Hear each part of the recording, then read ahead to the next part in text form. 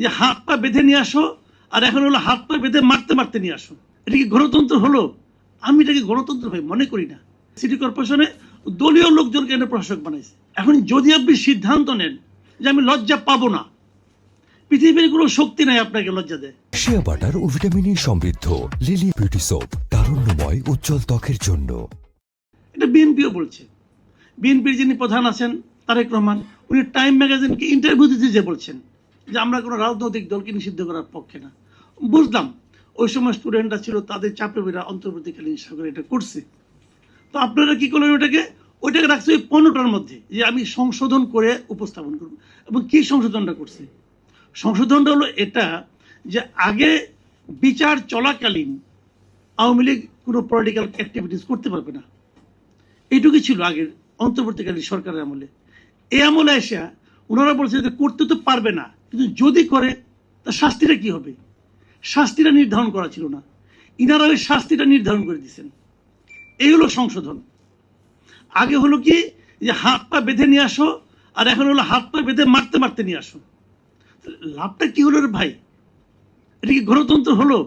আমি এটাকে গণতন্ত্র ভাই মনে করি না।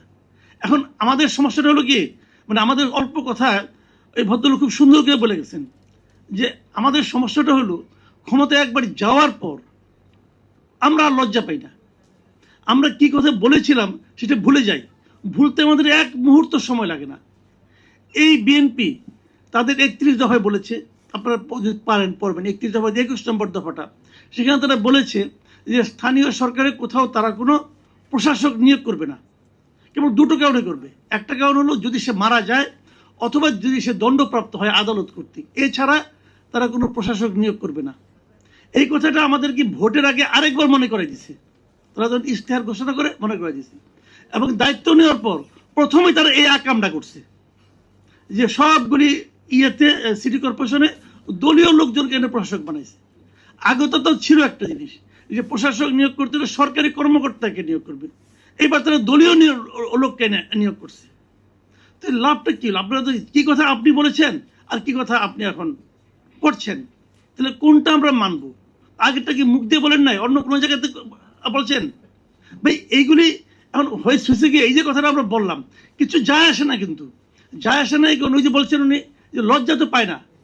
এখন যদি আপনি সিদ্ধান্ত নেন যে আমি লজ্জা পাবো না, পৃথিবীর কোনো শক্তি নাই আপনাকে লজ্জা দেয়। কারণ আপনি তো সিদ্ধান্ত নিয়ে বসছেন। আপনি সিদ্ধান্ত নিয়ে বসছেন যে আমি যে কথাটা বলেছি সে কথাটা আমি করবো না। তারপর যদি সিদ্ধান্ত না, আপনাকে আমরা বললাম কি বললাম না, অথবা আমরা কি বললাম না, কোনো আসা যায় না। তাহলে তো বলবেন তাহলে 5 বছর পরে কি হবে? আবার কি ভোট চাইতে আসবে না?